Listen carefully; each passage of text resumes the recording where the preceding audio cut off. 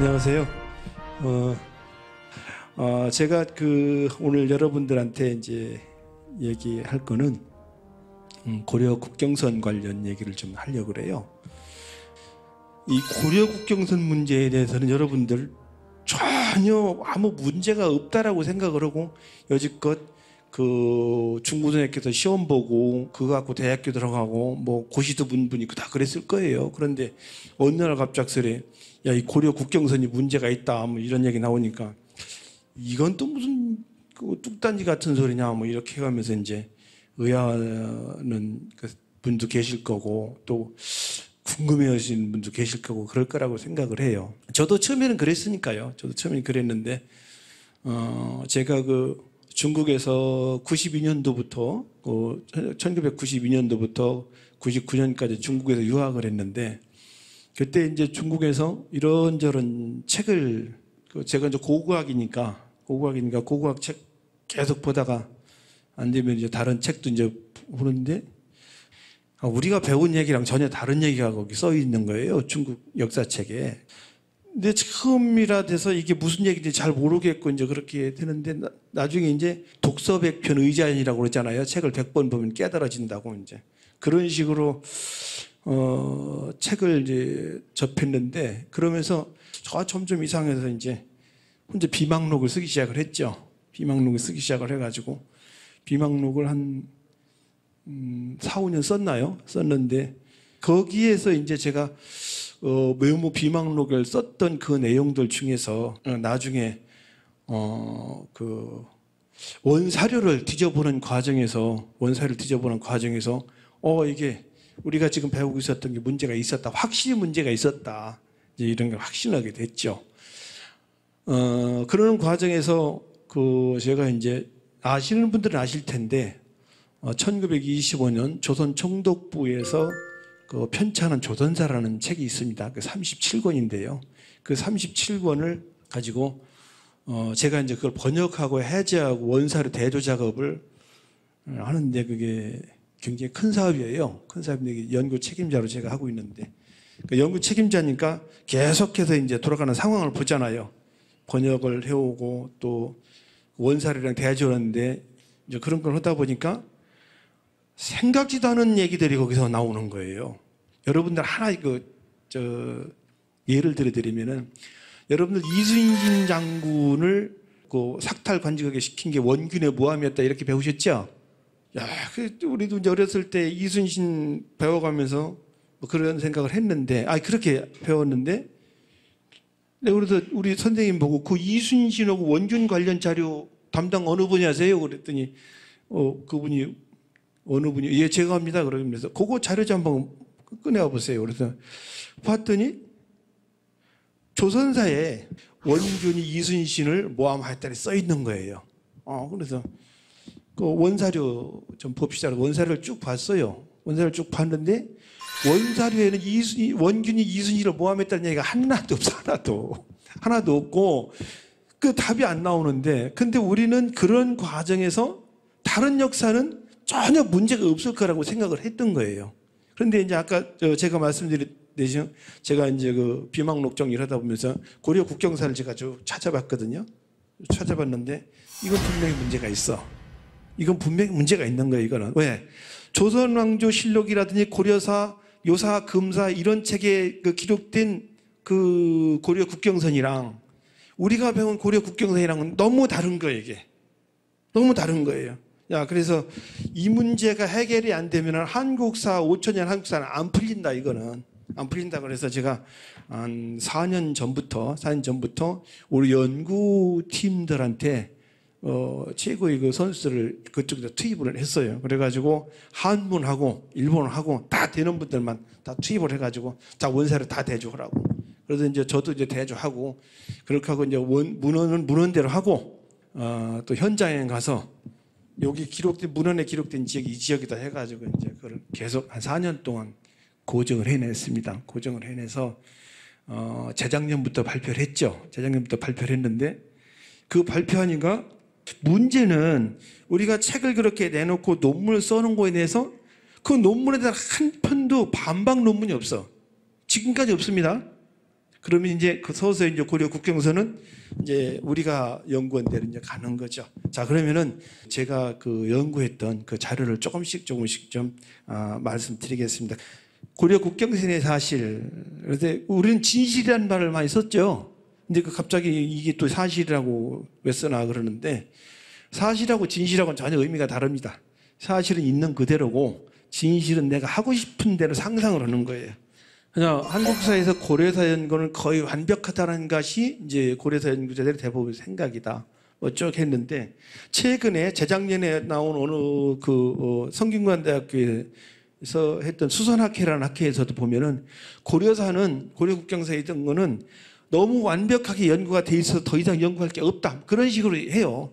했는데, 그 1950년대 그 학자들도 그런 얘기 했죠. 그런데 이제, 그래서 문제가 전혀 없는 거로 생각을 했죠. 그런데, 몇 년 전에 이제 그 고려사 전료, 요사, 금사 이렇게 우리나라의 고려 시대에 관련한 중요 사서들 있죠. 그러니까 가장 기본으로 써야 될 사서들이 다 번역이 돼서 나왔습니다. 특히 이 요사, 금사 있죠. 요사, 금사 같은 경우 최근에 번역됐는데, 우리 고려사나 고려사 전료 같지 않고 굉장히 디테일하게 기록이 돼 있어요, 저기는. 그런데 그런 책이 이제 번역이 돼서 시중에 지금 판매가 되고 있거든요. 이런 책들을 쭉 검토를 해보니까 우리가 배운 국사교과서 배운 고려 국경선이랑 전혀 다르게 지금 나오니까 이제 일반 그 시민들이나 이런 분들이 야, 이거 뭔가 아닌 것 같다 이제 자꾸 문제 제기를 하죠. 자, 그럼 이제 본론으로 들어가서 우리 고려 국경선을 기록한 사료들이 이제 고려사, 특히 이제 우리가 알기로는 세종장원대왕 실록, 세종실록, 또 이제 제가 좀 전에 말했던 요사, 금사 이런 책들이 이제 우리 고려 국경사를 기록들을 해놓은 책들이죠. 이거 말고도 또 다른 책들이 많이 있습니다. 당대의 기록들이. 그런데 이 자리에서는 이제 가장 대표적인 책들. 자, 고려 국경선에 대해서 얘기를 한번 해보시죠. 자, 고려사 지 권체 10에 보면은 이제 쭉 이렇게 썼어요. 이렇게 쓴 거는 뭐 다 아실 거고. 근데 마지막에 뭐라 썼냐면은, 그 사방 경계는 서북은 당 이래로 압록을 한계로 삼았고 동북은 선춘령을 경계로 삼았다.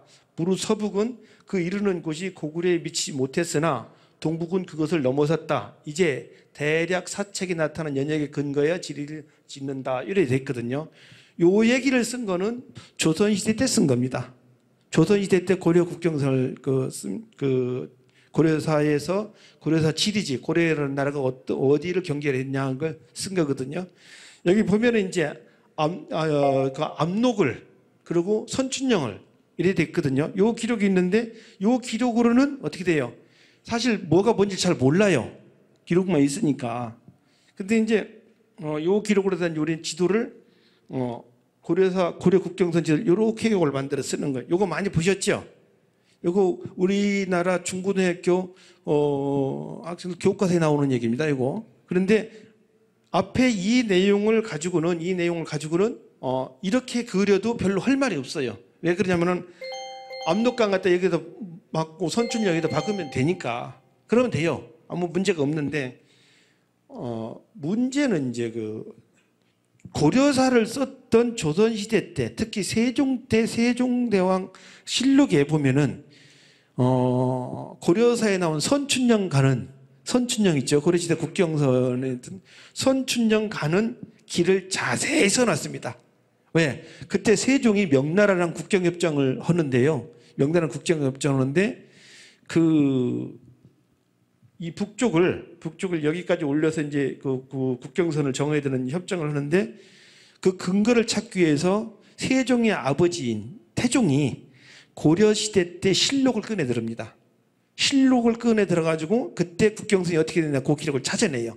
그래서 이것도 중략인데 수빈강이다. 그 도만강 북쪽에 있다. 그는 백두산 아래 나오는데 북쪽으로 흘러 소화강 되어 공엄진 선춘령을 가나 거양성에 쭉 있는데 요 얘기가 나오는 거예요. 그래서 여기서 이렇게 700리, 압록강을 넘어서 700리의 공엄진이 있다 이렇게 됐거든요. 그럼 무슨 얘기냐? 압록강 건너 700리 지점에 그게 고려의 그 국경선이었던 공엄진이 있었다 그 얘기입니다. 그런데 여기에 보면 수빈강이라는 글이 나오죠. 수빈강이라는 그 나오는데 수빈강이 어디냐? 바로 여기입니다. 여기가 도만강, 여기가 도만강, 그리고 수브나라고 그래서 요쪽 올라가면 이제 블라디보스토크 그렇습니다. 여기 얘기 두만강 여기가 아니라 두만강에서 한참 올라가서 이 수브나 지역까지 그 근처에 그 공엄진이라는 강이 저기 진이 있었다는 그 얘기입니다. 그러니까 여러분들 앞에서 봤던 지도보다 굉장히 북쪽으로 올라가 있는 거죠. 근데 이쪽에서 고려 때 유적이 많이 발견된다고 러시아 학자들도 얘기를 하고 있습니다. 네, 러시아 학자들도 얘기를 하고 있는데 실제 이제 세종 때 요 근거를 가지고 그 명나라랑 조선의 국경선을 이쪽에다 정합니다. 여기로. 여러분 처음 듣는 얘기죠? 요쪽에 들어 국경선을 쭉 그어 놓습니다. 그래가지고 어떻게 하냐면 명나라가 공문을 보내요. 공엄진 이남은 조선의 니네 영토고 공엄진 이북은 우리 명나라 영토다. 그렇게 공문을 보내요. 세종대왕실록에 기록이 다 돼 있습니다. 태종실록도 돼 있고. 그러면 그때 당대 기록을 믿어야 되는 거죠. 이런 문제점이 이제 계속 되니까 여기 보면은 우리는 지금까지 고려 국경선 여기라고 배웠잖아요. 근데 선춘령이 여기라고 나오잖아요. 그러니까 우리나라 역사학계에서 어떻게 돼요? 이게 똑부러지게 기록은 나오지. 이건 이대로 옛날부터 써 내려온 얘기지. 그러다 보니까 어떻게 돼요? 우리나라 역사학계에서 세계에서 보기 드문 묘한 하나 지도를 만들어냅니다. 자, 보면은 고려국 천리장선 여기요. 그 공엄진이랑 선춘령 있잖아요. 여기잖아요. 그러니까 고려 국경선 여기다 해놓고 공엄진 여기다 해놓고 그러면 이게 고려 국경선이 여기까지 갔다는 거예요? 아니면 여기였다는 거예요? 여기 고등학교 학생이 있어요? 이거 현재 고등학교 교과서에 실려있는 지도입니다. 그런데 이쪽에 문제가 되잖아요. 이게 아니 보세요. 이렇게 해서 이 국경선 이렇게 올라간다 그러면 누가 봐도 이상하잖아요. 그거. 이쪽에 고려 국경선에 관련 자료가 없었기 때문에 이런 지도를 만들어낸 겁니다. 참 놀랍죠? 그래도 양심은 있는 거예요. 그나마. 자, 그래서 그 당시에 고려 국경선 관련 기록을 쭉 볼게요. 문제는 이제 당대에, 그러니까 고려시대 때죠.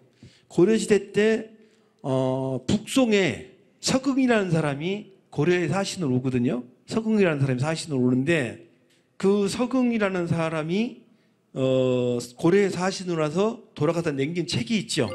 고려도경이라고. 고려도경, 여러분들 고려도경이라는 책 얘기를 많이 들어보셨죠? 그 고려도경에 송나라에서 고려를 가는 길을 두 개를 만들어 놓습니다. 그 기록을 해 놓는데 하나는 육로로 가는 기록, 하나는 해로로 가는 기록을 만들어 놓거든요. 근데 이제 육로로 가는 기록이 중요하죠. 자, 고려는 남쪽으로 요해로 막히고 서쪽으로 요수가 맞닿았으며 북쪽으로는 옛 고런 지역과 접경하였고 동쪽으로 금과 맞닿아있다. 이러면서 연산을 거쳐 다음 요수를 건너 동쪽으로 고려 국경하는데 모두 3790입니다. 요 기록이 있거든요. 자, 여기서 보면은 남쪽으로 요해에 막히고 서쪽으로 요수에 맞닿았다. 이렇게 돼 있잖아요. 자, 그 요해라는 거는 지금 어디를 얘기하느냐? 지금 얘기를 우리가 통상적으로 남쪽으로는 요해에 막혔다 그러면은 남쪽으로 바다를 고려 여기를 얘기해야 되는 거잖아요. 근데 요해라는 말이 덜커덕 나와요.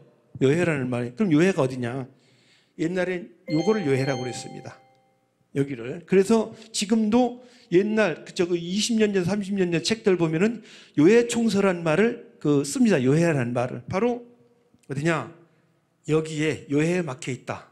그럼 어디예요? 요 북쪽이 고려 땅이라는 얘기죠. 예? 남쪽에 그 요해로 막혀 있으니까 요해 북쪽은 고려 땅이잖아요. 맞잖아요. 예. 그런데 이제 또 서쪽으로는 요수와 또 접해 있다 그렇게 돼 있거든요. 요수가 어딜까? 우리가 알기로 지금 배운 것대로면 서쪽으로 요수와 접해 있다 그러면은 이쪽 어디가 이제 요수가 돼야 되는데 이거는 지금 압록강이잖아요. 그러니까 요수라는 강을 다른 데 찾아봐야죠. 그죠? 근데 시대에 따라 다르지만은 고구려 당나라 이후로 당나라 이후로 중국에서는 요수라는 강을 여기를 봤습니다. 여러분들 요하라고 들어보셨어요? 심양 그 서쪽에 있는 강, 그 요하가 요수였습니다. 요하가 요수. 그러면 요하가 요수였으니까 어떻게 돼요? 여기를 접하고 있다는 기록이랑 딱 맞잖아요. 당시의 송나라 수도가 가이펑인데 가이펑에서 그 요수까지 가는 길이가 3,760이라고 되어 있습니다. 가이펑은 바로 여기입니다. 여기가 그 정주, 여기가 이제 낙양, 여기서부터 이제 삐뚤삐뚤 가는 거죠. 그 길을 저희들이 내가 해봤습니다. 여기서부터 쭉 제면 올라가는데 이쪽 언저리 가면은 여기 3,790이라는 게 거의 맞습니다. 자, 당대의 기록입니다. 그렇기 때문에 그 당대의 기록이기 때문에 앞에서 봤던 고려사나 고려사 전려부담도 훨씬 신뢰성이 높은 사료입니다. 자, 그런데 바로 그 이듬해에 허황종이라는 사람이 금나라 태종의 그 황제의 그 생일날인 건지에서 그 축하 사절단으로 가요. 거기 가는 기록을 이제 쭉 그 설명을 해놓은 거예요. 거기도 이거 출발을 여기서 합니다. 쭉 올라서 하얼빈까지 갑니다. 하얼빈 옆에 가면은 동쪽 동남쪽 가면 야청이라고 있습니다. 아성이라고 그러는데 야청이라고 그러는데 거기서 야청이라는 곳이 금나라가 일어난 곳입니다. 금나라 궁궐이 거기 있었거든요. 그런데 바로 여기를 쭉 올라가는데 이렇게 올라가는 길에 근데 요쯤에서 이제 금나라 사신이 동쪽으로 보이는 산을 가지고 이제 얘기를 하는 거예요. 동으로 멀리 천산이 있는데 금나라 사람들은 이를 신라산이라 부르며 산안이 깊고 멀어 다닐 수 있는 길이 없다. 그곳에서는 인삼과 백부자가 산출되며 고려 인삼, 여러분들 한국이라고 생각을 하시죠? 한반도라고. 고려 인삼 잘 생각하십시오. 그러면서 그곳에 인삼과 백부자가 산출되며 깊숙한 곳은 고려와 경계를 접한다고 되어 있습니다. 이 산 속에서 이 산 있잖아요. 이 산 어디에서 고려와 금나라가 경계를 이루고 있다. 이 얘기를 하는 겁니다. 왜? 이 사람들은 허황종인 자기가 사신으로 가면서 본 지역을 얘기를 하는 거거든요.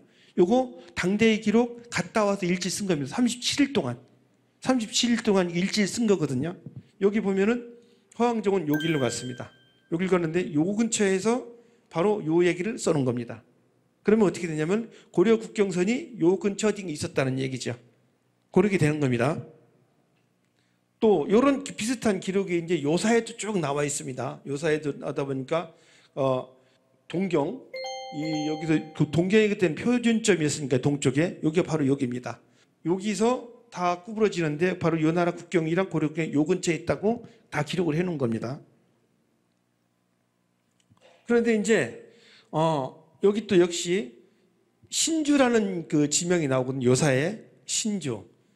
여기서 그 성종 이 땅이 고려와 이웃하고 있다 하여 신주가 고려와 이웃한다고 기록을 해놨어요.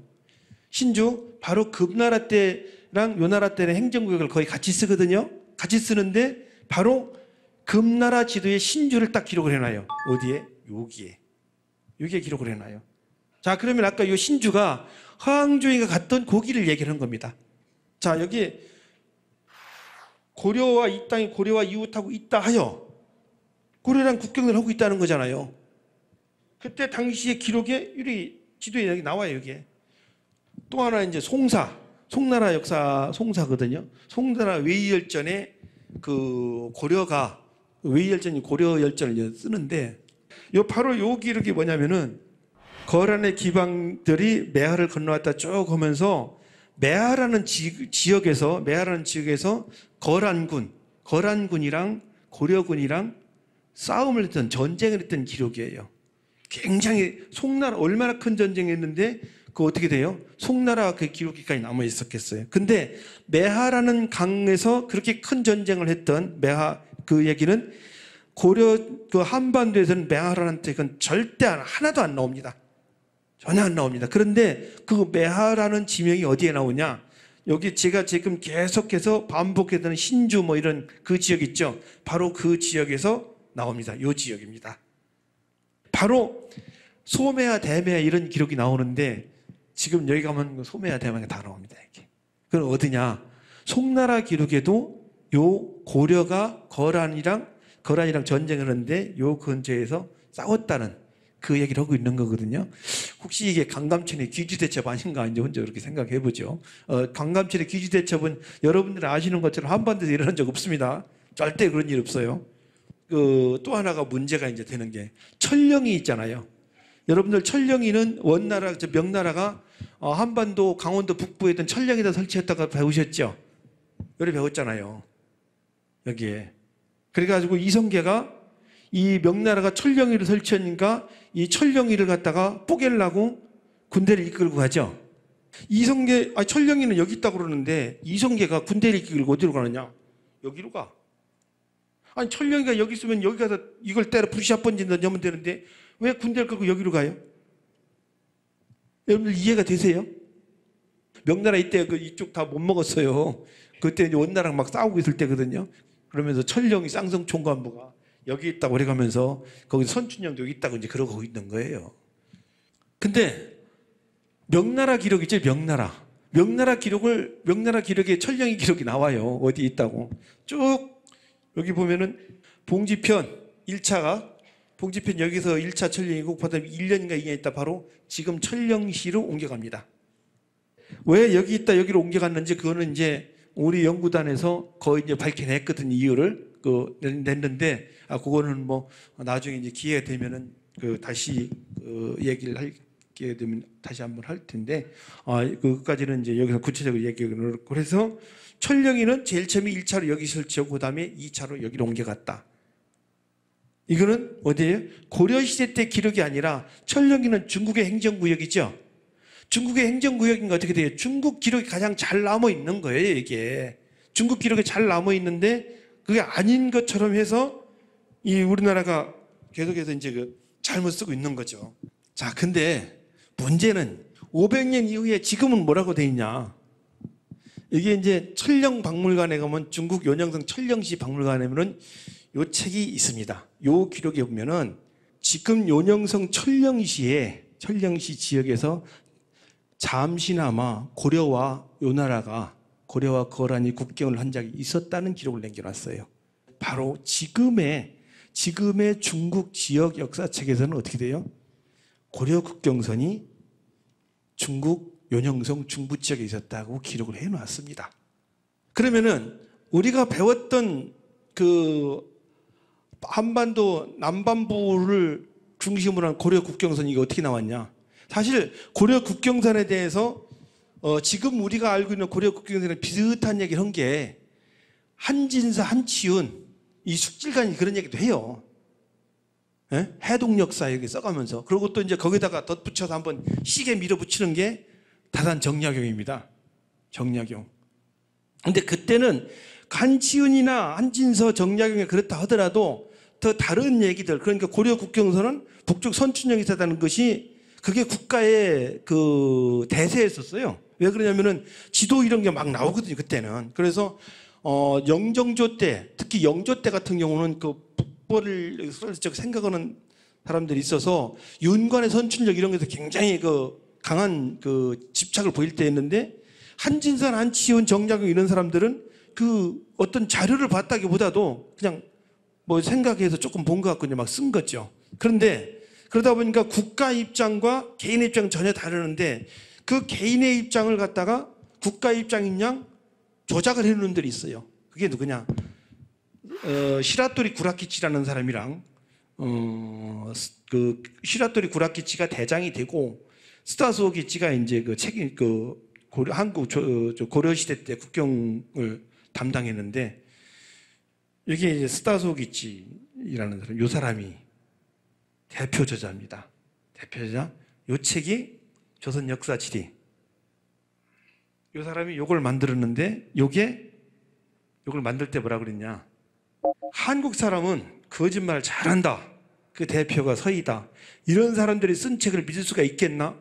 그래서 내가 다시 쓴다. 이렇게 해놓고 이 조선 역사 지리를 만듭니다. 여러분들 이 얘기 처음 아셨어요? 몇 번 들으신 것도 있죠? 들으신 적도. 네. 자, 이 책이 제가 우리 연구소 번역을 다 했습니다. 번역했는데 바로 이 내용에서 보면은 아주 하나만 볼게요. 고려의 서경이 옮겼다는 것은 지리지에 보이지 않지만 앞에 인용한 세 가지 기록의 기사에 따르면 일단 저도로 도망간 것은 분명하다. 저도는 지금의 진남도 남쪽에 있는 황해도 안악현에 속하는 저도인가? 이래 해놨어요. 서경은 고려시대 때 개경과 서경이 가장 큰 도시였거든요. 서경이 옮겨갔다 그러면 당연히 지리지에 남겨놓죠. 당연히 남겨놓지. 그걸 어떻게 안 남겨놔요? 그런데 뭐잖아요. 서경이 옮겼다는 건 지리지에 보이지 않는다. 근데 여러 가지 기록을 볼 때 서경이 옮긴 건 같은데 어디로 갔을까? 아마 지금의 진남부 앞에 그러니까 해주 있잖아요. 저기 그 안하. 그러니까 여러분들 대동강 있잖아요. 대동강 하고 그쪽 어디 간 거 아닌가? 이렇게 얘기를 하고 있는 거예요. 이렇게. 그런 식으로 차곡차곡 조작을 한 겁니다. 이게 얘기 봤을 때 분명한 사료를 모르거나 아니면 또 그 대조를 안 해본 사람들 같은 거 이거 속아 넘어갑니다. 여기서 보면 이제 요 내용을 요대로 번역을 했는데 다만 이상해 보이는 것은 원일통지를 답습한 것으로 보이는 대명일통지 기사에 향산 제연주 동남이다. 향산은 연주의 동남쪽에 있다라고 되어 있는데 이것에 따르면 동령로 시대의 연주는 묘양산의 서북쪽 즉 연주의 예치수에 있는 것처럼 보인다. 이래 돼 있거든요. 여기는 향산으로 돼 있죠. 그런데 여기는 묘양산으로 돼 있어. 다음 주에도 묘자는 붙었죠. 자, 제 원사료를 끌고 와봤습니다. 요겁니다. 대명일통지. 요 기록이거든요. 여기에 향산, 제연주, 동남으로 되어 있잖아요. 근데 왜 갑작스레 묘양산을 여기 묘자를 붙여가지고 어떻게 돼요? 연주를 지금 묘양산 있잖아요. 북한 묘양산 밑으로 끌어내려버린 거예요. 요거 촘촘히 안 보면은 다 걸려듭니다. 이거 촘촘히 안 보면 다 넘어가요. 그래서 제가 그 원일통지, 대명일통지를 다 사다가 놓고 이 기록이 보길래 원일통지를 답습한 것으로 보이는 대명일통지 기사에 이래 되는데 원일통지에는 이런 기록이 없습니다. 원일통지 그런 기록이 없어요. 애초에 없어요. 제가 원일통지를 가지고 있거든요. 최근에 구입을 해서 가지고 있는데 없는데 일본들은 이런 식으로 해서 이렇게 해놓은 겁니다. 자, 그렇게 해가지고 고려 국경선을 이렇게 쭉 만들어 놓은 거예요. 누가? 스다소기찌가 만들어 놓는데 그 스다소기찌가 요거를 만드는 거는 1913년에 만듭니다. 1913년에 만드는데 1925년에 만들어진 조선사 편수의 조선사에 그 내용이 그대로 들어갑니다. 그대로 들어갑니다. 자, 그렇게 하고 어떻게 돼요? 요 지도가 현재 우리 중등학교에서 쓰고 있는 교과서에 그대로 들어갔습니다. 요 지도랑 똑같죠? 이게 중국 역사 지도에 나와 있는 고려시대 때 역사 지도입니다. 자, 일본 지도랑 똑같죠? 한국 지도랑 똑같죠? 자, 이 지도를 이렇게 가지고 중국이 동북공정을 할 때 그들이 연구를 한 게 아니고 우리가 만든 역사 지도, 우리가 만든 역사를 가지고 동북공정을 한 거예요. 우리는 이렇게 자료가 있는데도 불구하고 그걸 밝히지 않았을 뿐입니다. 근데 일본은 어쨌든 침략을 위해서 조선을 대한제국을 지배를 하기 위해서 만든 거고 중국도 제가 이게 거론했던 사료들을 다 봤는데 아니 그런 자료가 있지만은 지금 현재 사용되고 있는 그 지도들이 중국의 국가 정책을 하는데 훨씬 유리한데 뭐 하려고 없는 사실을 꺼내들어서 긁어 부스럼을 만들어요? 그렇잖아요. 그러니까 어떻게 돼요? 중국의 동북공정 우리 역사가 갖고 한 겁니다. 자, 새로 국경선을 다시 만들어 봤습니다. 문헌 기록을 보니까 이렇게 나와요. 윤관구성, 고려 천리장성 이렇게 나오거든요. 자, 이 문헌 기록 가지고 한 겁니다. 자, 그러면 고고학 관련 기록도 한번 보죠. 아까 제가 그 고려가 스다소기찌가 이렇게 국경선을 만드는 거는 천리장성이 이렇게 있다고 해서 여기를 만든 겁니다. 이게 그 천리장성이 쌓여졌다는 그 지역이거든요. 그 지역인데 어떻게 돼요?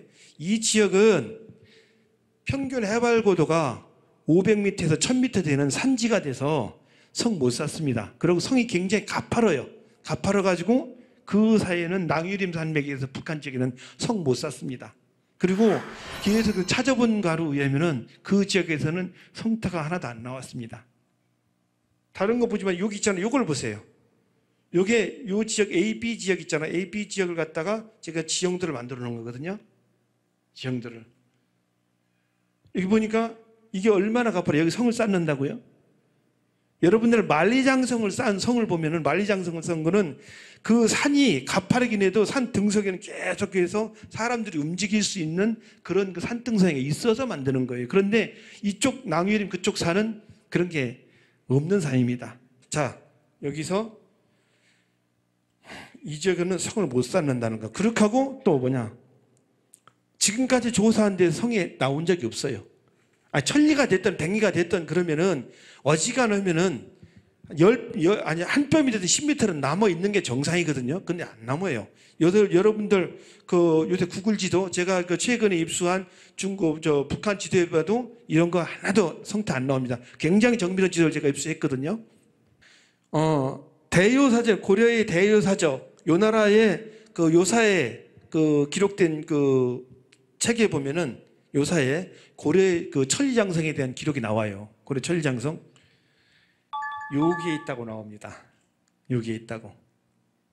요 나라랑 이게 요 나라, 이 거란이죠. 거란, 고려. 요 근처에 있다고 요사라는 책에 나옵니다. 요사, 고려사, 고려사에 실려있는 대요사적이라는 책에 갖다가 그걸 갖다가 요사에다가 요사 병위지에 넣은 겁니다. 그러니까 어떻게 돼요? 그때 당대의 기록이거든요. 당대의 기록은 천리장성이 여기 있다. 천리장성, 천리를 갖다 길게 성을 쌓은 게 아니라 천리에 걸쳐서 보를 하나 쌓아요. 18개 쌓았습니다. 18개 쌓았는데 그 보에 대한 그 보가 어디에 몇리 어디 있고 그 기록들 그거 다 정리해가지고 책에 나와 있는 책에 다 들어가 있습니다. 자, 또 하나 거란이라는 나라는 불교를 굉장히 신봉하던 나라예요. 불교를 신봉하던 나라인데 그래서 탑을 그렇게 많이 만듭니다. 탑을 많이 만드는데 그래서 근데 동쪽에도 국경선 라인 쪽에다 탑을 쭉 쌓습니다. 쌓는데 거란의 탑은 여기 있죠. 요 라인에서 동쪽에는 하나도 없습니다. 하나도 없습니다. 요 라인에서 요 라인부터 해서 다 서쪽에만 거란 탑이 있습니다. 이게 무슨 얘기냐? 거란의 동쪽 국경이 여기였다는 거죠. 요게 다완타라고 그래서 아까 제가 고려 요 동경성에서 400리 얘기를 하는 그 얘기를 보셨을 텐데 여기 가면 길이 삼거리가 나오고 여기에 이제 그 탑이 하나 있는데 그 밑에 설명을 이렇게 써놨어요. 옛날 사신들이 여기를 들어오면서 이게 이제 그 중국으로 들어가는 길이구나 하는 그 표시로서 이 탑을 삼았다는 기록을 남겨놨습니다.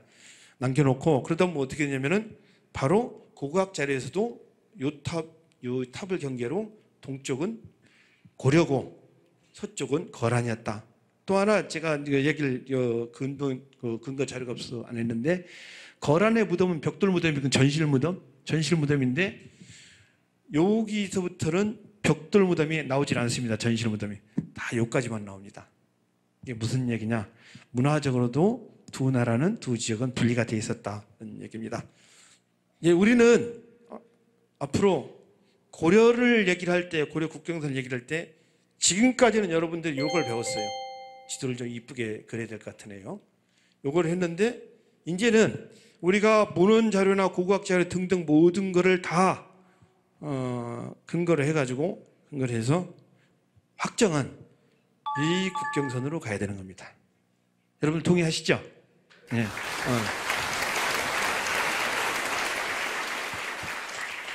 근데 이제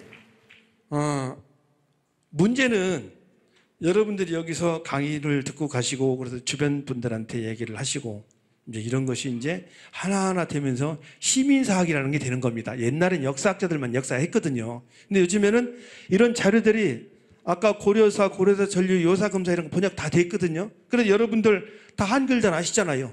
한글 알면 다 보는 자료가 된 거예요. 그러니까 여러분들도 집에 가서 연구해 보시면 되는 거예요. 공부해 보시면은 여러분들도 어디 가서 자신 있게 얘기를 하고 여러분들이 자신 있게 얘기를 해서 주변 사람들한테 우리의 고려 국경선 그리고 우리나라의 고려가 어떤 나라가 됐느냐 하는 그 얘기를 할 때 여러분들이 진정으로 여러분 그 주변 사람들한테 신뢰를 받는 사람이고 또 여러분들이 그 주변 확대를 할 때도 확실하게 근거를 제시할 수 있는 그런 거라고 생각을 합니다. 그래서 그 제가 말씀드리는 거 한 가지 여기서 이제 마무리를 하면서 정리를 하겠습니다.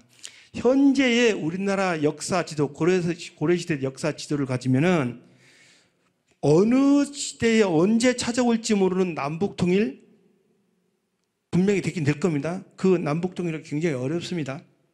왜냐하면은 국제사회는 그 역사는 선을 그었습니다. 그래서 국제사회에서 그 국경선이라든지 이런 걸 다 그을 때 어떻게 돼요? 그 근거는 다 역사를 가지고 근거를 합니다. 근데 여러분들이 지금 배워있던 고려 국경선, 조선 국경선, 그리고 전 세계에 나가 있는 우리나라 역사 지도, 우리나라 역사 지도가 아니죠. 중국 역사 지도를 볼 때 한반도에서 잘려져 있는, 한반도 반으로 잘려진 고려시대 때 그 지도, 또 조선시대 지도를 가지고 남북 통일이 된다고요? 안 됩니다. 안 되는 이유는 다른 나라에서 예를 들어 중국에서 야 이게 한반도 북부는 우리나라랑 우리나라 역사인데 왜 이게 니네들이 자꾸 거기다 대고 그러면 안 돼요? 그럼 어떻게 돼요? 국제사회에서는 어떻게 돼요? 역사 근거주의를 하기 때문에 중국 편을 들어줍니다. 통일되겠어요? 그래서 어떻게 돼요? 그런 것 때문에 중국에서 동북공정을 하는 거고 일본이 독도 얘기를 하는 겁니다. 그럼 어떻게 되냐? 현재 우리가 여러분들이 알고 있는 역사의식을 가지고 역사 지도를 가지고 통일이 된다 안 된다? 어떻게 생각하세요? 안 됩니다. 그거는 우리가 아무리 한다고 해도 우리끼리 하는 얘기지 국제사회에서는 안 돼요. 전 세계 도서관 가서 서칭을 해보세요. 한국사에 관한 책이 어떤 책이 있고 그 책이 번역된 책이 그 어떤 책이며 그 지도가 어떻게 됐는지 그 내용보다 사람들은 지도를 보거든요. 지도를 본다고요. 지도를 보는데 지도는 그래 안 돼 있거든요. 그럼 어떻게 돼요? 중국말이 맞네. 그럼 어떻게 돼요? 자, 그래서 우리가 해야 될 거는 우리가 스스로 지켜야 될 그런 것도 있고 또 우리 후손들한테 우리의 역사를 남겨줄 그런 것도 있지만은 그런 우리의 조그만 관심 이런 것들이 통일을 앞당긴다는 거. 아셨죠? 자, 제 얘기 여기서 마치겠습니다. 고맙습니다.